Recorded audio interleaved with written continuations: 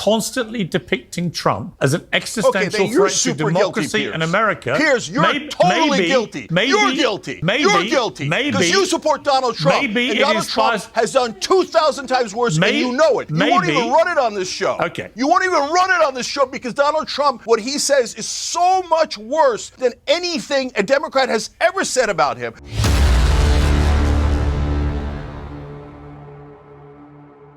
Now, if we could compile a list of the public figures who have a fatal case of Trump derangement syndrome, Cenk Uygur from the Young Turks would be probably top 10 at a minimum. And in this video, we're going to watch Candace Owens calmly destroy him over his comments about Trump and the assassination attempt.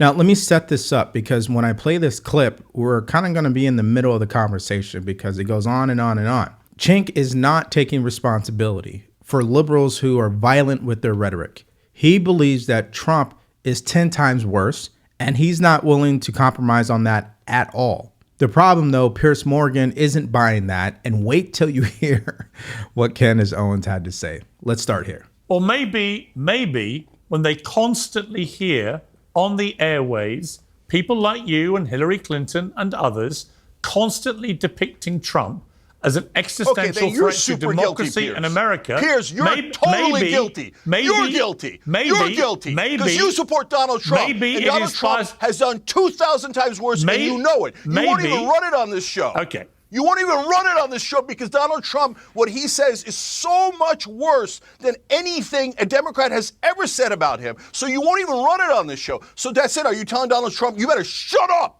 You better not say any of those gross things that you always say. You know that he joked about smashing Nancy Pelosi's husband's head in with a hammer. Yeah, and the truth One is, of his lunatic fans tried to murder Nancy Pelosi's husband, and he's like, it's so funny. Here's the problem. Do you know problem. that when they tried to murder his vice president, Here's the problem, he then Cenk. turned around and said he deserved it. He's the problem. He's a psycho, Here's and you the problem. defend him every day, Piers. Here's the problem. You have no idea what I've said about Trump when he's done these things. If you had, you wouldn't accuse me of not talking about them because so are you I always telling him do. To shut up? Because I always do. Are you telling him to shut up? Okay, so let's just take a beat.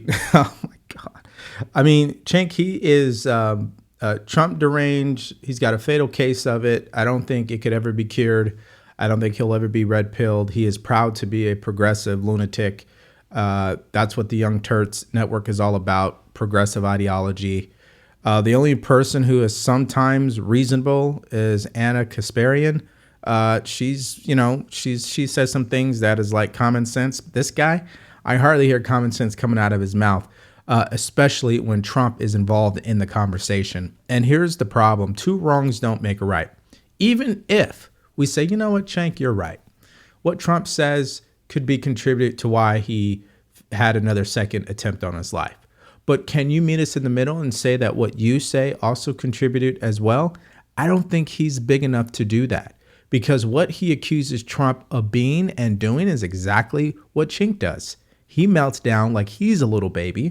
He acts like a small man. He acts like he has some personal vendetta with Trump. It's like he went to high school with Trump and Trump bullied him his entire time in high school. And now he wants to get back at him as an adult.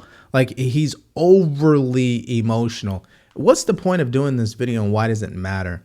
It matters because when you see the way Candace Owens responds, I think we all can learn from how she articulates the facts and what's wrong with Cenk and his argument. Let's continue. Candace, look, we're 48 hours after the latest assassination attempt, and I'm listening to another liberal who I respect, I've had Cenk on a lot on this show, absolutely losing his mind about how despicable Donald Trump is and what a threat he is and a danger and so on and so on. Exactly the kind of rhetoric that Trump has said he believes is fueling these people to try and kill him. What do you make of where we are with this? What I make of all of this is that if you are going to legitimately tell people that someone is a monster, that somebody is a dictator, that somebody is literally Adolf Hitler, if you're going to tell people that this person is a constant threat, why wouldn't somebody try to eliminate that threat? that would actually be a sensible thing for somebody to do if they believe the rhetoric that is coming out of people's mouths. Now, Then if all of this the had right happened wing and is it was guilty, flipped, including you, Candace. Cenk, you just You're all spoke for a guilty. very long You've time. done Candace finish, 10,000 please. times worse than Let you know. Candace control speak. yourself. Cenk, you're going to have to learn how to control yourself. I know it's very difficult for you, but you just had a very long time to speak and we were quiet. I promise you can do that. You need to sit on your hands, then you should do that. As I was saying, if this situation had been reversed and I had just watched somebody try to shoot Kamala Harris, I would be definitively saying how wrong it was. I would be saying to people that despite the fact that I do not want her to be president, of course, she is not so much of a threat that she needs to be shot. They don't stop this rhetoric because they do not want these assassination attempts to stop on Donald Trump. And I want to be very clear. The circumstance that we find ourselves in the West is one of remarkable privilege. And when you're in times of remarkable privilege, it creates actually an issue of having a lot of weak men, right? Weak men are the ones that are going out here Like proclaiming that Donald Trump is a threat, proclaiming that Donald Trump is somebody that is a dictator because they've never had real conflict in their lives. And you're about to see that example right now, the difference in the demeanor between someone like Cenk and Eric Prince, who I greatly respect, and who is somebody who has seen real conflict and understands what real threat is, right? He understands real threat. Cenk is somebody that grew up, obviously, with a silver spoon in his mouth. He's never had to fight for anything in his life and has never had to put his life before somebody else's. So it's very easy for him to behave like this, to demonstrate like a toddler who is throwing his toys out of the pram when he doesn't get what he wants. And so he heightens his rhetoric and says, why am I not getting what I want? This man's a dictator. This man's a threat. And he's not being realistic. And it's embarrassing to our country, whether it was a person on the right or the left. You guys haven't addressed it at all. Cenk, I promise you are capable of He wants to controlling terminate the yourself Constitution, for so you 3 like that? minutes as somebody else speaks. All right, so there's a lot to unpack there. So let's take it one thing at a time. The very first thing is obviously calm and collected is the way to go when you're dealing with someone who's Trump deranged as much as Cenk is. Now, obviously, you're not going to convince someone like that because they're not thinking from a place of common sense and they're not open-minded whatsoever. But furthermore, Candace Owens makes a phenomenal point. If you're going to continue to call someone a threat, and I'm sure if we really had someone who was nerdy enough to go back and count how many times the Democrats have said threat to democracy and compare that to how many times Trump has said threat to democracy, I don't believe it will even be a comparison. I think the Democrats blow Donald Trump out of the water with that rhetoric. And we live in a time where people are taking these words more seriously and will act because they are just as emotional as Cenk is, clearly. But here's the other thing. There are so many other threats we don't hear about that are obviously stopped before they happen. And we also understand that political violence happens on both sides. There's no question about that. But the latest would-be assassin clearly loves Joe Biden and Kamala Harris. He had a Biden-Harris sticker on his truck. He posted plenty of times on Twitter about how much he hates Trump. He wrote a book saying that he hated Trump and called him a moron. I mean, so maybe you could argue the other would-be assassin in Butler, Pennsylvania, that maybe he didn't really have any political affiliation or anything like that, but you can't do it with the second guy. And so the bottom line is Trump has 2 attempts on his life. You could argue 3 if you want to count Arizona down at the border, where it took them 24 hours to find the guy who made threats against Trump. But anyways, he's the only guy that actually has results where people have tried to take him out. No one's tried to take out Kamala Harris. No one's tried to take out Joe Biden. And so it speaks to the level that people are willing to go to when it comes to Donald Trump and the rhetoric that the left-wing corporate media channels and people like Cenk, people just for some reason take their word for it. So the question becomes, why don't the Democrats come out and dial it back or take some level of responsibility? Why are they so reluctant to do that? Well, I was watching Chris Cuomo earlier with Bill O'Reilly, and the way that they figured it out made a lot of sense to me. Let's take a beat really quick and watch this. Do you think the Democrats are missing an opportunity by jumping on the political violence that has targeted Trump and trying to claim high ground of it doesn't matter what he says, you can't do this, and we are not like him, and anybody who goes after him is the worst of it. Like, really talking about it a lot. They've only said the perfunctory things. I know they made phone calls. That's fine. But they're talking about a lot of other things a lot more than the violence that's been directed towards him. I guess because they think it's bad for them. I see it the opposite way. Well, it's always been that way since John Adams and Thomas Jefferson went after each other in the second, third presidential race, but Washington had no opponent. So it's always been that way. You'll see it in confronting the presidents. Every campaign is dirty, some dirtier than others. But the Democrats believe that Donald Trump's personality will lead them to victory. So they're going to hit that. I don't have any problem with that, by the way. I don't have any problem as long as they don't call him Hitler, as long as they don't lie about him and saying that he's going to be a dictator on day one, which is an absolute lie. Everybody knows he said that in conjunction with executive orders, and it was just an off-the-cuff remark. I don't like the lying, but I don't mind the policy. I mean, that's what we should be having here. Mm-hmm. I'd rather have it on issues, but remember, the main issue for Kamala Harris is that Trump's the devil. That's the number one issue. She's got no solutions to anything. We saw it again yesterday in Philadelphia, where a journalist there, the black journalist, said, okay, Gaza, Israel, what are you going to do?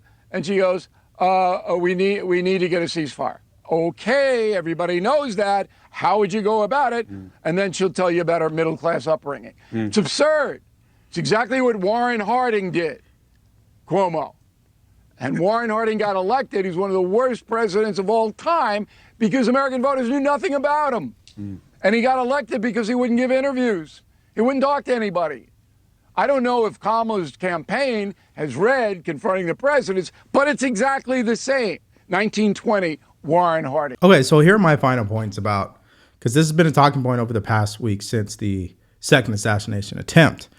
And the first part of this takeaway for me is, when you're in the heat of a campaign, is it okay to say some of the things that we've heard? I think everything is fair game. I just think certain words should probably not be used, like the word threat, right? Or Hitler, okay?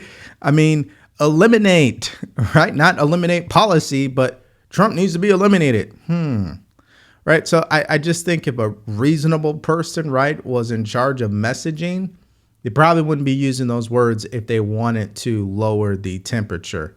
So obviously, that's how I see it on the first one. The second thing is what Bill O'Reilly said, which is Kamala Harris isn't ever going to do that because that's their strength. Their strength is to paint Donald Trump, this lunatic. He's unhinged. He's crazy. He's a dictator. He wants to end the Constitution. He wants to monitor women's reproductive cycles and all this craziness that they come up with, which none of it is remotely true, but they've seen success from that. How do we know they've seen success for that? Well, whether you believe they cheated or not, they got the result they wanted in 2020.